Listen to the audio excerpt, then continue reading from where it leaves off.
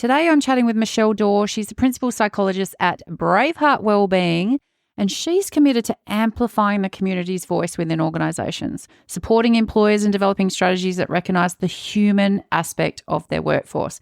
We're talking mental fitness, we're talking about what happens at home and the impact that has at work, and what happens when we take our work home. So tune in and let us know what you think. Welcome to Reimagining HR with Trina Sunday, the rule-breaking podcast where we challenge our thinking and our current people practices. This podcast is for time-poor HR teams and business leaders who are feeling the burn, lacking laughs, and not feeling the love. I'm Trina, your host, and I'm here to cut through the BS, explore different ways of thinking, and create high-impact HR functions. Because happier, healthier organisations are better for our people and our bottom line. So if you are keen to flip traditional HR on its head, hit the follow or subscribe button so you're the first to know when new episodes drop. I'm here to help and also to shake things up. So let's get started. Michelle Daw is the principal psychologist at Brave Heart Wellbeing, a wellness hub dedicated to providing mental health support to our community.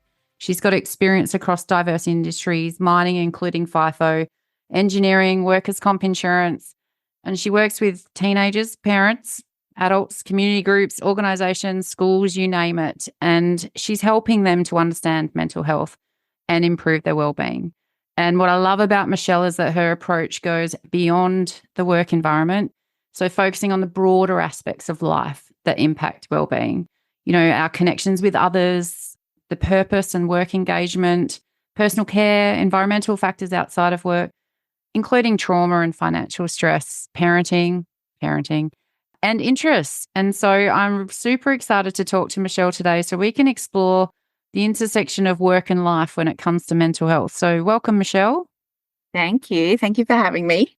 So good to have you here. For people that may follow us a little bit, we do cross paths quite a lot. We've become very good work partners in terms of some of the work that we do, but come at things very much from a different point of view. But what I love about you is that you're so incredibly candid and straight up, and you're all about real talk and very down to earth when it comes to conversations about mental health.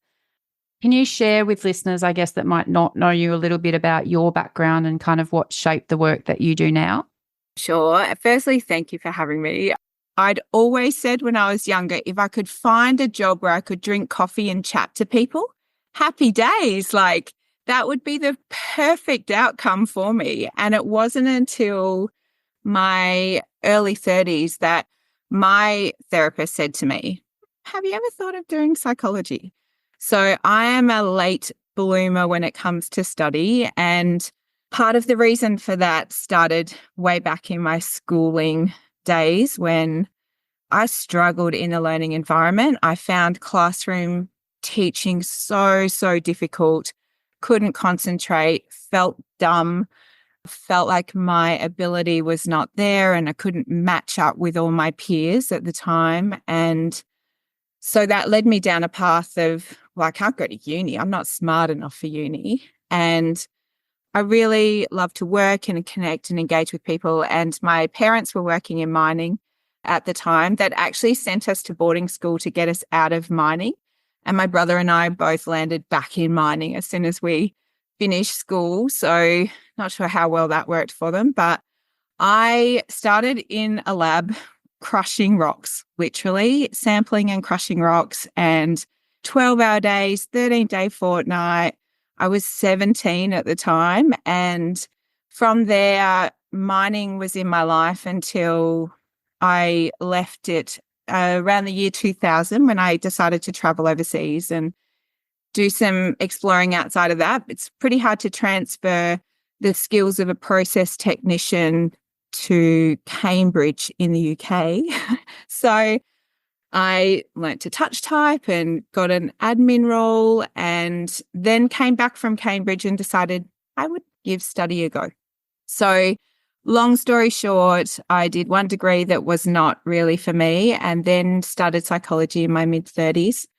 But I feel like I don't regret any of it because all of the paths that I have accessed and been exposed to, the environments I've lived in, the connections I've made along the way, the people I know, the experiences I've had, some traumatic, some like exciting and life-changing, have all led me to where I am now. And I believe very strongly that it also helps me connect human to human with the people that I now work with in my everyday business, which is Brave Heart Wellbeing. So, yeah, I think it allows me to understand in some way the human in front of me.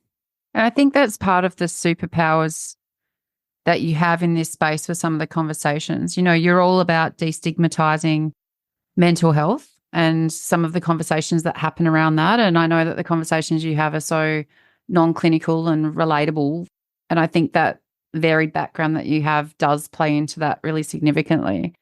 And I think you're sharing around the study is really interesting, because I've been having some conversations over the last week with HR leaders that are at crossroads and are looking to change careers, and the imposter syndrome, the doubt, the lack of confidence around study. There's a contingent of HR professionals that don't have tertiary qualifications.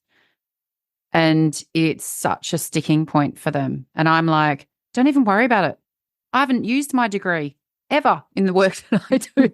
But it's that notion of, I don't know if I could do that. And so people are judging me for not having it. But then we have like what you shared, and that was that you didn't feel like you had that academic. And it's amazing what you learn once you kind of, into your later 40s, going to 50s, around how stacked the academic process is against people that learn differently.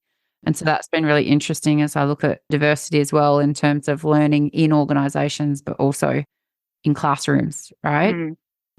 And I think part of where there was really value in us having a conversation, part of the reason I reached out is because I really see us a bit of yin and yang, maybe, I don't know, but a bit, opposite perspectives. And I'm always trying to seek out people that look at things differently to me, right? So I might be the corporate, you're the community. I look at the voice of the employee, you're the voice of the community, but both of us are about happy, healthy humans.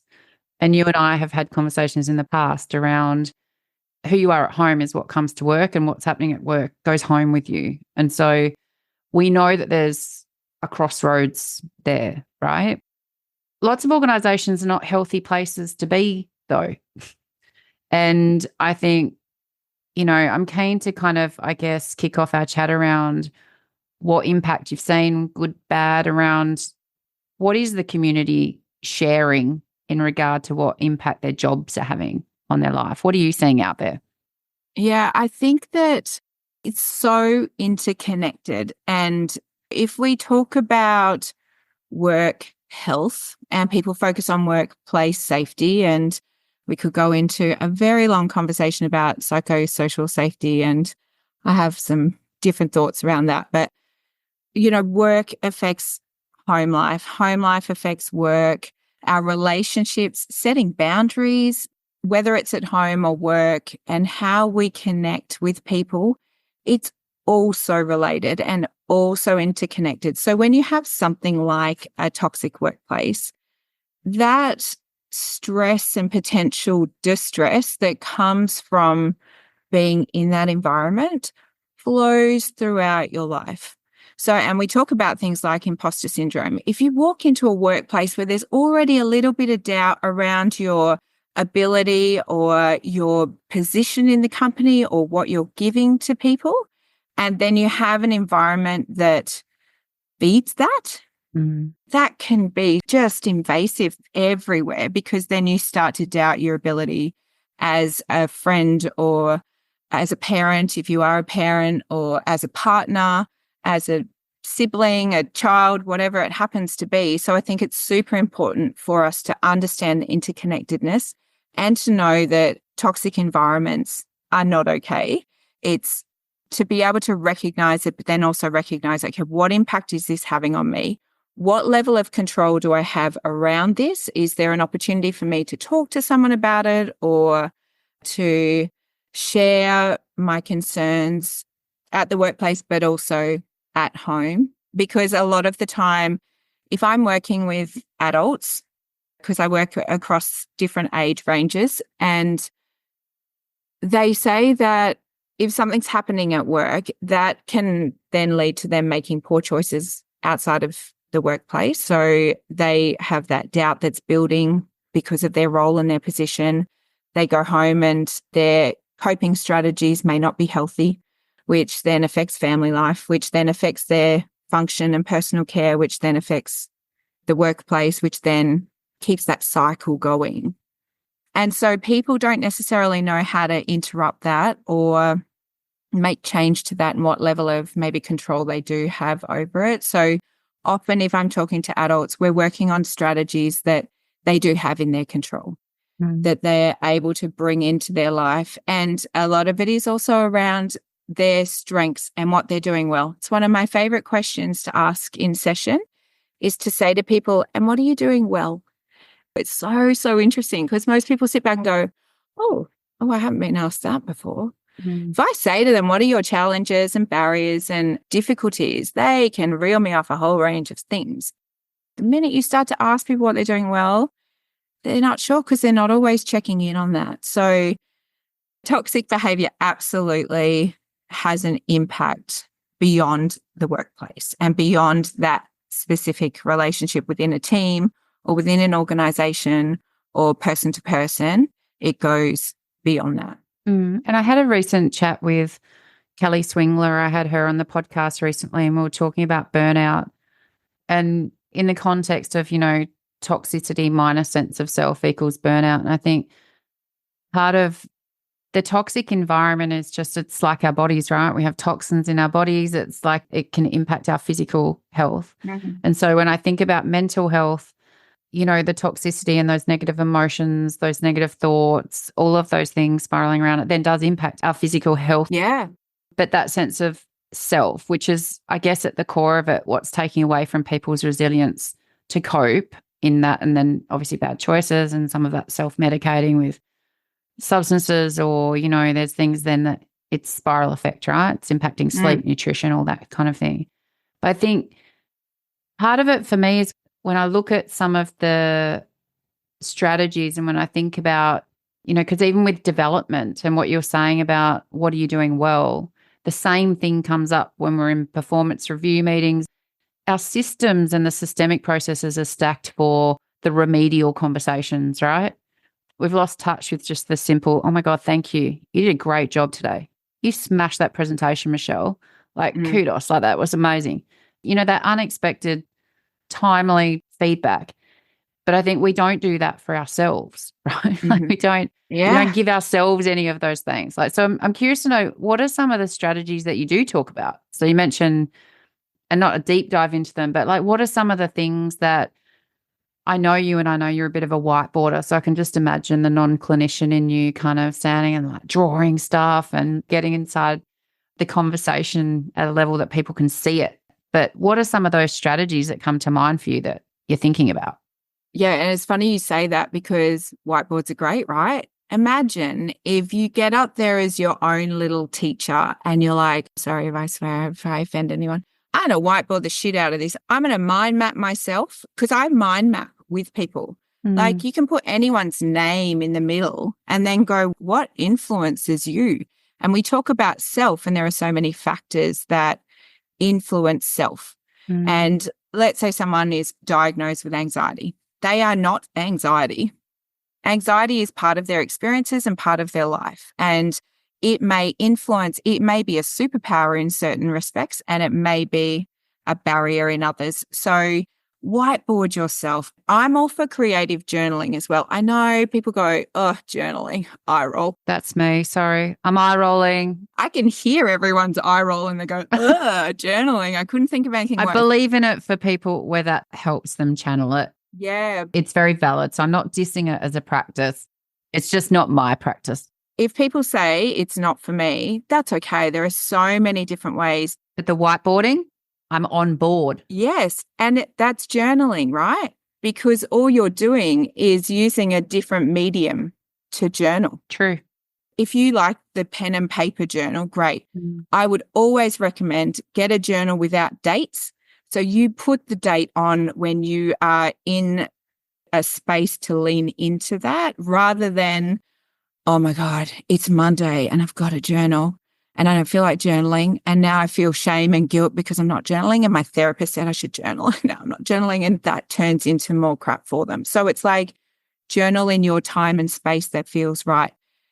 If you are going to journal the crap, and this is where I think, again, we lose sight of the benefit of it because people think it's for just brain vomiting onto a piece of paper about all the things that are going wrong.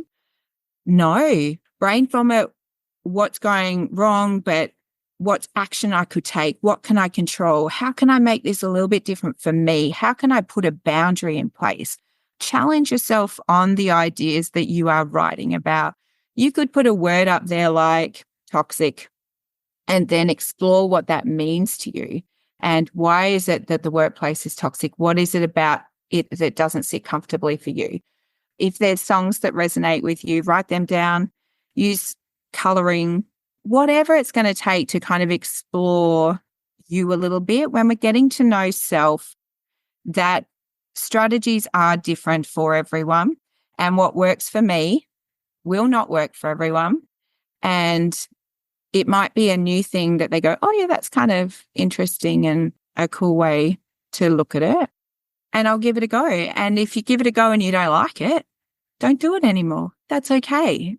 I think there is a little bit of information overload out there, though. I think there's so many tips and tricks and strategies and tools and all this stuff that people go, oh, I'm not doing any of that. Does that make me a bad human that I'm not self-caring? And what is even self-care? I don't like the term myself, but No, I'm working on that, right, myself. And this is the vulnerability, right? Like, so I don't have a podcast and have a platform to show up and tell everybody how to be great at stuff. Like everybody else, and I'm sure like you would acknowledge as well, I'm trying to figure this stuff out. And I know that self-care has been really low on the list of priorities for me, especially if I'm in mum mode. You know, there's two businesses, there's the mum stuff, there's the daughter stuff, that sandwich generation thing in terms of caring up, caring down. You know, there's all the things, right? And so self-care, who's got time for that? But that's the problem, right? you can't fill from an empty cup. So if you are not finding ways to look after you, and whether it's as a parent, as a child, again, all the hats that we could possibly wear, none of the people out there that you're supporting or wanting to help or be there for or look after get the best you if you are not looking after you. And that's the boundaries, right? That's the non-negotiables that all of us, in terms of blocking time and protecting that time as much as we do with other things. And that's what I've had to do to kind of approach it, and just to block entire pieces of time. And it's the same with some of the conversations I'd had with Donna McGeorge when we talked about space being the new rich. Yeah. And in that podcast with her, you spoke about how she said no is a full sentence. Yeah. And you can say no without apology. And I think it's super important because you don't have to be sorry for looking after yourself. So check in on why you're apologizing, and do you actually need to? If you say no to going to a party because you are bone tired and exhausted, you're not going to be great at the party. You're not going to enjoy yourself. It's only going to make you more exhausted. Saying no is actually for the betterment of you and for others around you. But this is the thing socially, right? No, I can't come because I'm tired. Doesn't fly, right? So the reality check in that is it does for us, because that's the truth talk around, but I think it is trying to find comfort in the language. And the more conversations we have about this, then people can realize that you are in control of where you give your energy and your time in life. But that takes a lot of learning, or unlearning, I would say, actually. Yeah, unlearning. I love that terminology, because we are adapting and adjusting, and you don't have to make change everywhere all at once. Small steps are critical, because I don't know, some people out there go and climb Jacob's ladder in Perth, and good on them, but they don't look at Jacob's ladder and go, I want to get to the top, and all of a sudden I'm at the top. They have to go step by step. And that's in life. Everything that we want to achieve, whether it is going back to uni or redirecting your career or making change to self-care, it's all little steps. And what can I achieve today that's going to help me adjust this behavior in the long run? And form that habit. And then when that feels more comfortable, what's the next thing I can do? How's that helping me now? What else can I add to that to feel better and to have more and do more and show up the way that I want to show up in my best way?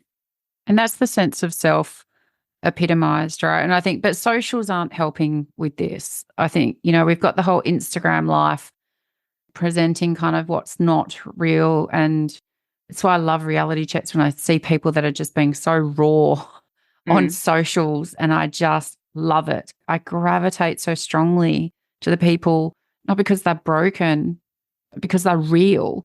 And I think there is a relatability in the realness that we're missing, and that can become the thing that becomes attractive about you, actually, because people, well, I find in my experience, are naturally drawn to people who are being their authentic self, because you kind of know what you're getting, right? You don't have the whole trust.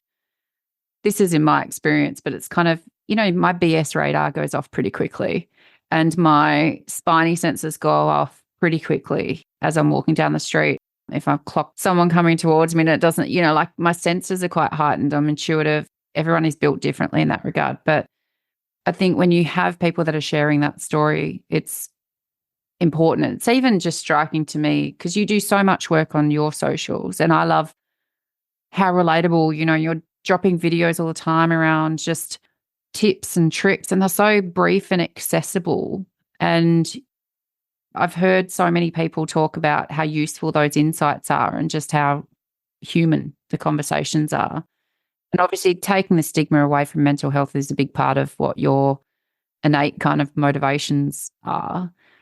Reflecting on the fact that even when you just drop into your intro, when I was talking to my therapist and blah, blah, blah, and it's such a natural conversation, there's still so many people that will not, I was going to say disclose then, terrible word, like it's not about disclosing, right? But they won't share that. They still feel like it's a sign of weakness instead of like what I see at the gym, which is a personal trainer that's helping you get all the tools, the tips and the tricks for you to get physically fit. Isn't a psych the same for mental fitness? Yeah. And I'm on board with that because we go and sign up for a gym membership. And yes, I'm going to use it a couple of times every week. I'm sure I'll make it there. I might go once every 6 months and check in. And we do that, right? So if we sign up to the gym, some people sign up to rehab from injury. Some people sign up to strengthen their body. Some people sign up because it gives them confidence. Some people sign up because it helps them feel physically stronger and therefore it has a flow-on effect to their life. So I see myself the same. Like if someone comes in, I'm trying to help them. I'm working with them to strengthen their mind and to rehab from injury or to find new ways for movement and function. And that can be mentally. So our cognitive load is phenomenal. And we use this word busy. It's so overused because everyone is busy, I believe. Busy. I went to my massage therapist recently and I said, "Oh, have you been busy?" I use it myself all the time and then go, "Oh." And she said to me, "Abundantly so." And I'm like, "Oh, I love that." Because she said, "I'm so grateful that I'm able to do the job that I do and have the life I have." So she shifted the focus from, "Oh, I'm so busy," and it drags people down, to, "I recognize that my life is full and that fullness of life is meaningful to me." Do I sometimes get tired from that? 100%. And do I sometimes need a break from it? 100%. However, it's full. And I try to use the word productive as well. I've been so productive today. I've ticked off so many things or done so much stuff. And I'm super proud of myself for being able to achieve that because everyone's busy and it's almost a little dismissive. I'm not sure if you notice sometimes, but if you've had a super busy day, and I have teenagers, lucky me. So I come home and then I'm like, "Oh, how's everyone's day?" And they're like, "Busy." And I'm like, "Yeah, mine too." But it's like, okay, what does that mean? Like we're all busy, but what's been great about today? What's been a bit tricky about today? Where are you at in terms of, do we sit and connect or do you want a bit of time to just take a brain break? And I think exploring it more than just the busy will let us understand each other and human to human better rather than, yep, I hear you. Why? Why are you busy? I'm busy because my kids, I've got to run them from daycare to school to this to that. Yeah, I hear you. Can I help? Or break it down a little bit. That helps understand it. Because I'm working on that, right? It's been my go-to. How you going, Trina? Yeah, I'm so busy. How you going? Like, and it's like, that's not a feeling word. Let's try and change it up. But when we're talking about kind of that shift in mindset, though, and we're talking about trying to give people different tools around that reflection and enhancing sense of self and, just being more aware of what's happening with mental health. Do you see a role for HR in being better allies in that? What do you think organizations, might not be HR necessarily, you might talk more broadly, but what do you think organizations need to be doing differently to better support their people when it comes to their mental health? It's interesting because I have a small organization basically employing people, and sort of what value can I add for HR in this space? But I suppose I'm employing people and working with different people's agendas and needs and expectations. And I take my hat off to everyone who works in HR because I think it's such a difficult position to be. And I know that you've recently done your podcast on being in the middle and being either there for the employee, people on the floor or managers or however it's discussed. So firstly, I think organizations, it needs to start from the very top and filter down, because things like role modeling and leading from the front and showing up in a way that you expect your employees to show up, because it very quickly goes into toxicity or division if what you're asking your workers to do is different to what you are prepared to do yourself.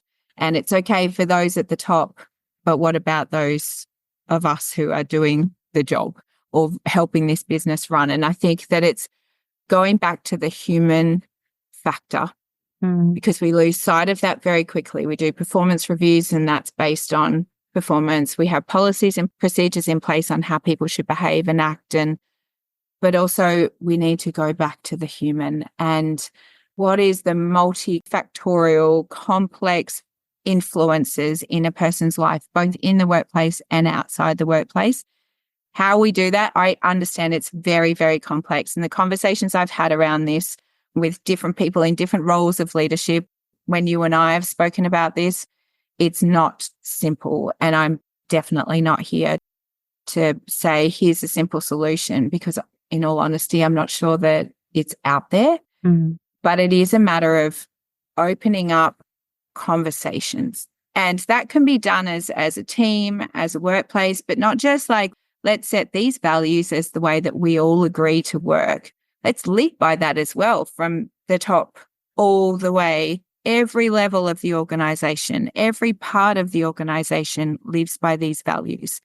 And human connection is crucial. And because of things like social media and Zoom and everything that COVID brought about of this isolation and disconnect, we have disconnected from the human to human connection and how to have conversations and how to lean in and be vulnerable, even because then that brings in the stigma of mental health, that people are worried about being vulnerable because they could lose their job because of it, or it could impact their ability to be promoted in the future. Herein does lie the complexity, right? Because this is the real talk around, like, if I reflect that back, my observation would be execs aren't walking the talk. But then if you put the link to that, it's because we do have societally and habitually built a whole system around CEOs and the C-suite or everyone else being the most powerful, the most dominant, the most whatever dudes, but this strength. It's based on perception of what strength is, though, because I think you and I would both define it differently. Strength and power. Yeah, and I think that the power and ego that sits in there is part of, I think, the biggest challenges against vulnerability, mental health, and then it robs us of our ability to be courageous in moments that matter. So then we're not having those conversations, Michelle.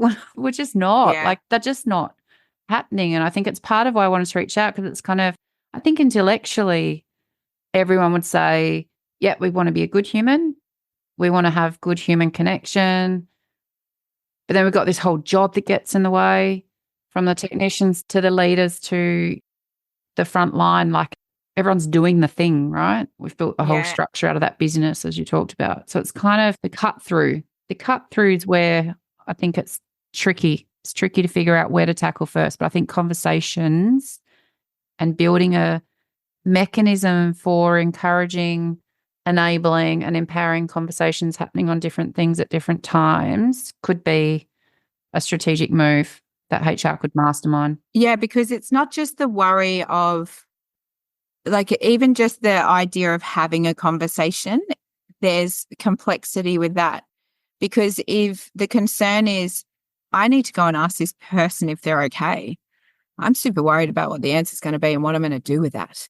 And do I even have any power within my role to do something with that? And I want to be there and hear them and provide support. But in what capacity am I able to give that? You know, if we think about what we just spoke about in terms of being busy, there are so many tasks and obligations within a day-to-day working for HR, right? So how do you then take the time to sit and have a conversation that is not necessarily going to be, okay, quickly, we need to have a quick conversation. Let's set a 20-minute meeting aside and you need to quickly tell me what's going on here. People need to, it's the little 20-minute moments of, hey, like, let me check in. You know, how are things been? Like, just an open conversation in passing. Yeah. We have Are You Okay day. Have Are You Okay every day. Just, yeah, I'm just going to go and say, hey, how are you? Anything I can talk to you about, or do you need to talk to me?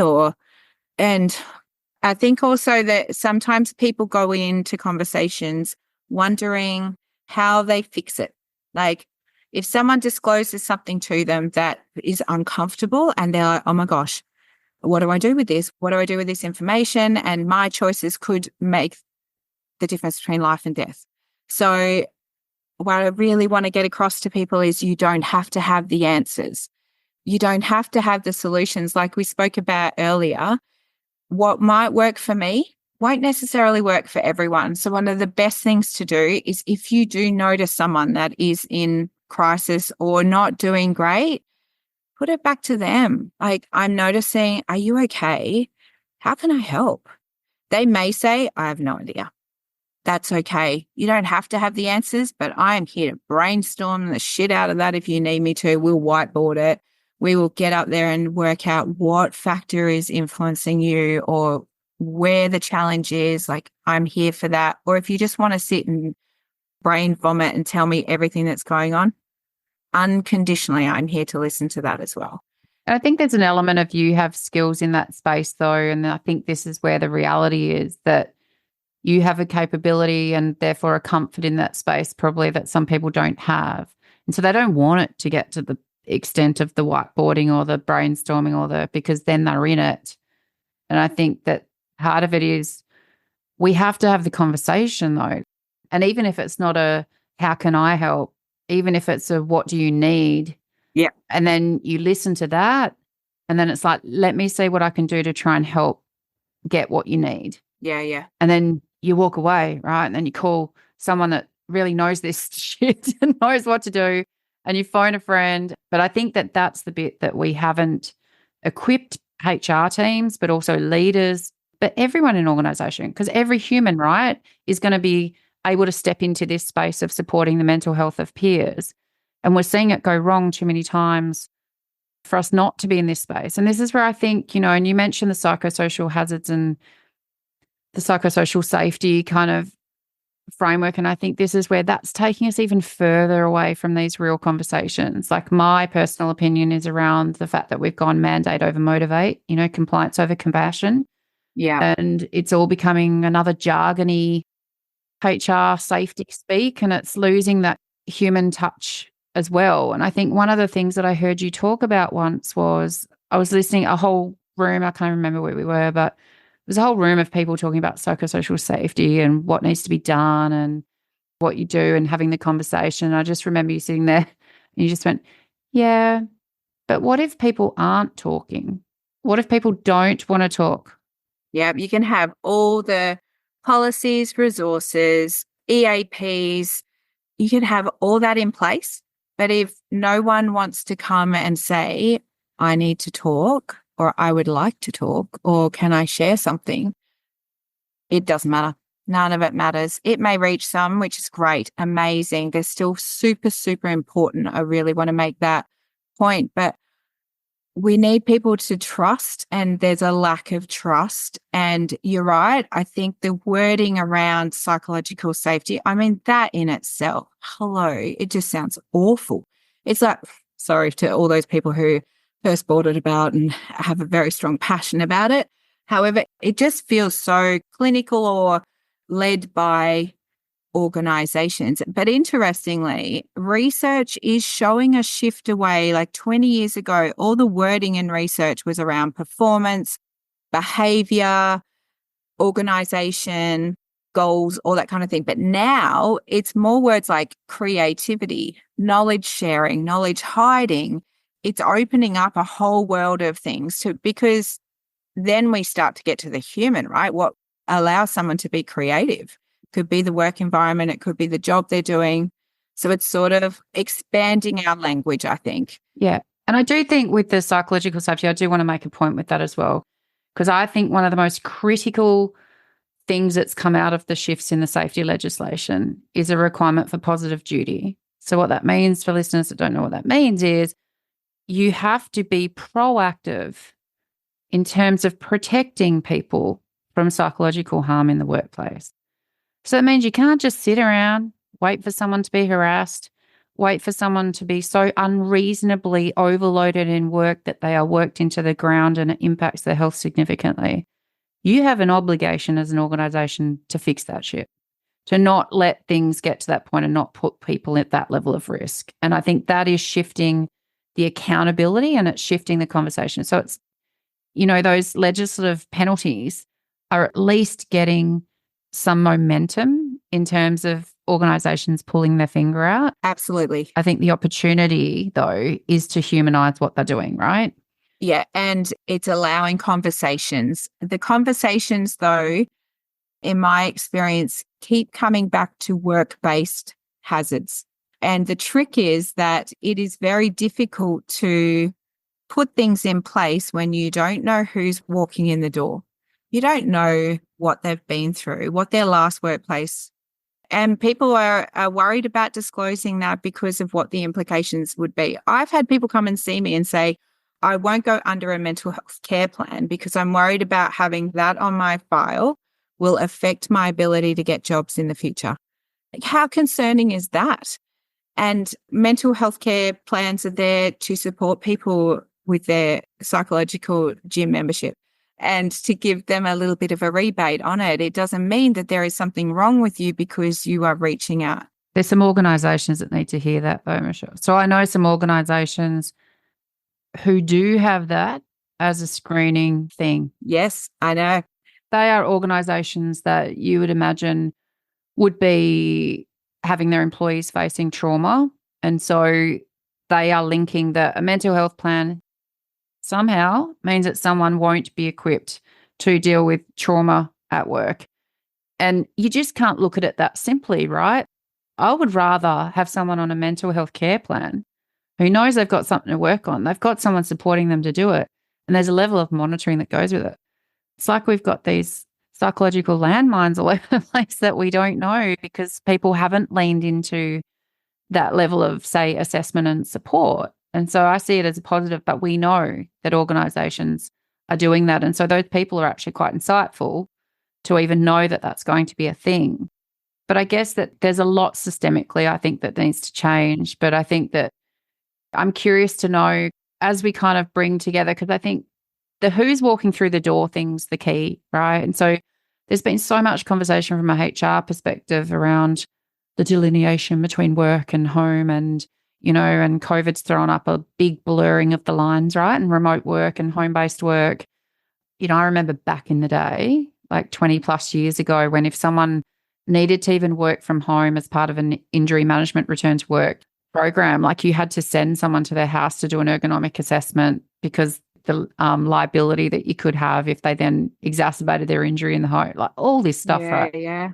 We've got like people working from home all the time, and I think that's part of the challenges.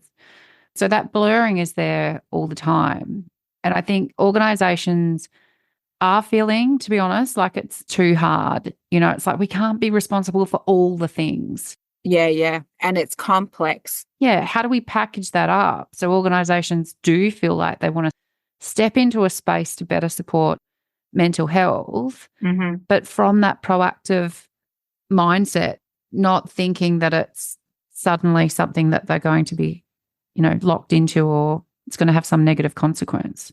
Yeah. And getting to know your people.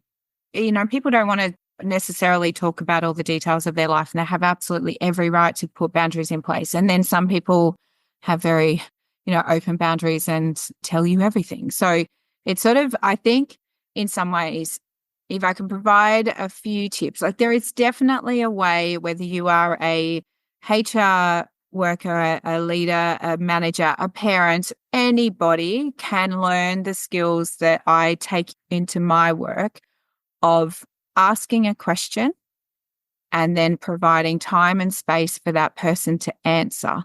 Things like removing distractions. So when they are speaking to you, then you are listening because there's nothing else distracting you. And in the workplace, that can happen by finding that environment where someone feels quite safe in having a conversation, but it may not be in an office across a desk, because for some people, particularly people who are neurodivergent, do not enjoy the eyeball to eyeball conversation. Sitting side by side or walking is a great way to kind of have a conversation without it feeling super intense.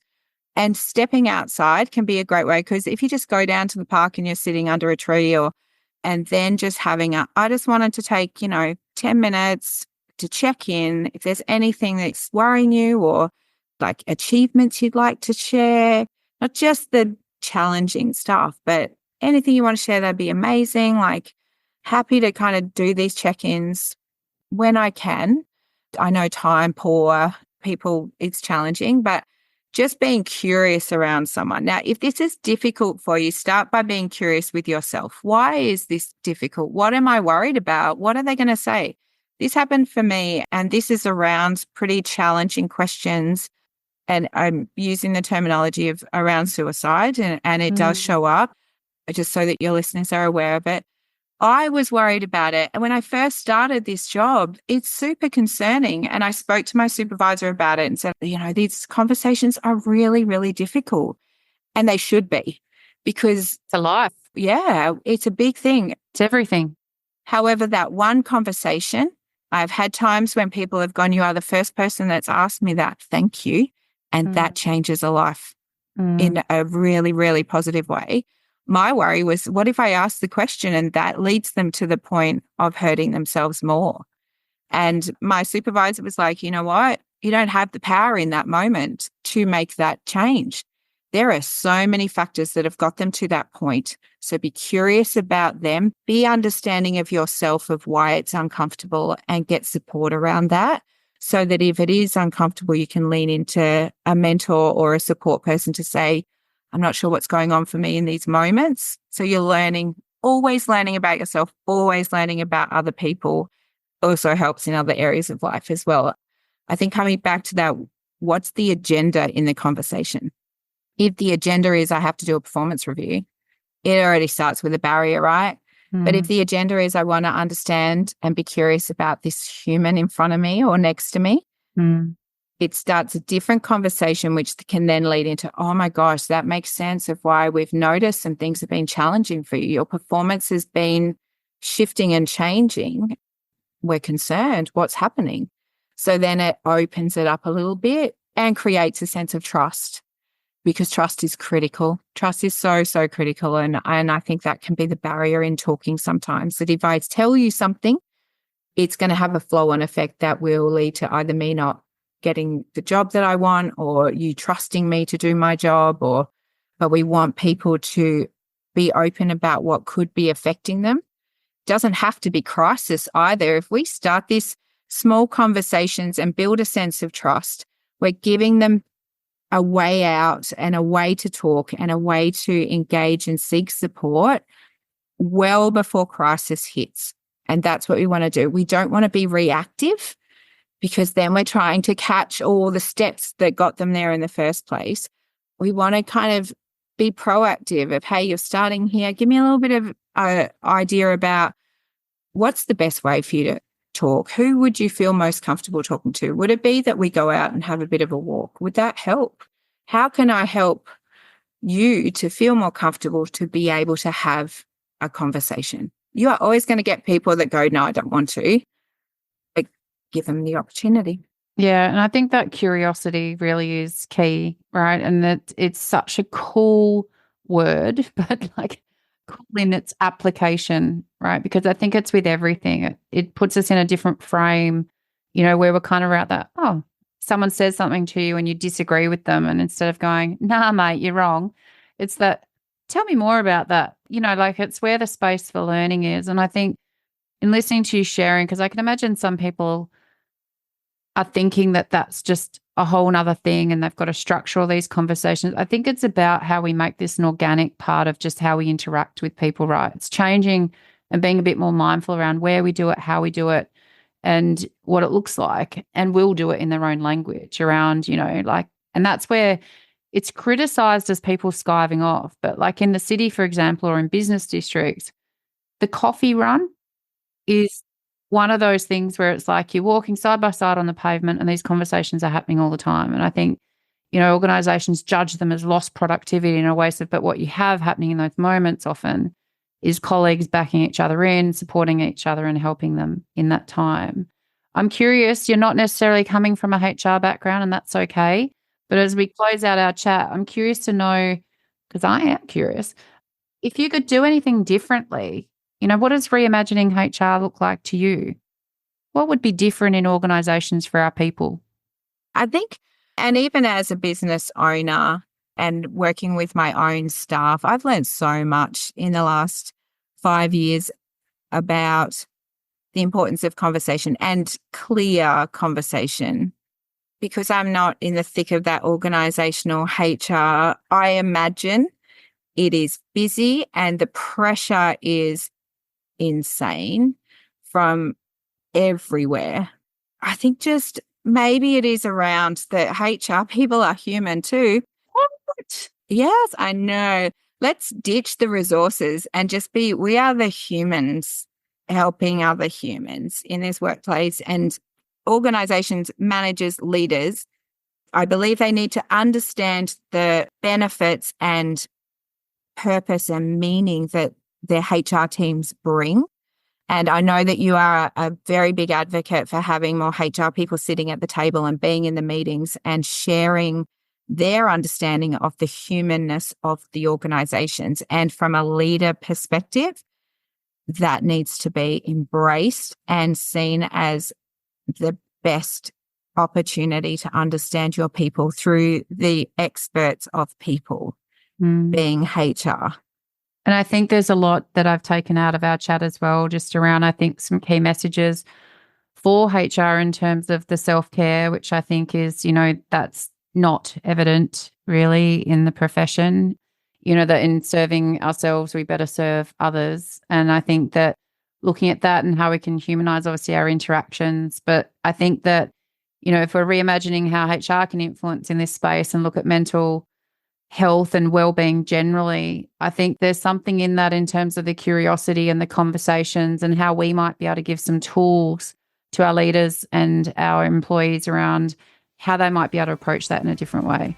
So, Michelle Daw, thank you very much for your time, and I look forward to talking to you soon. Thank you for having me. Thanks for tuning in and leaning in to this week's episode as we look to reimagine how we show up for our people, organisations and community. Reach out to us via our website at reimaginehr.com.au with your HR horror stories or suggestions of people you'd love to hear from or topics you want to explore. It's all about people, purpose and impact, and we are here for all of it. Until next time, take care, team.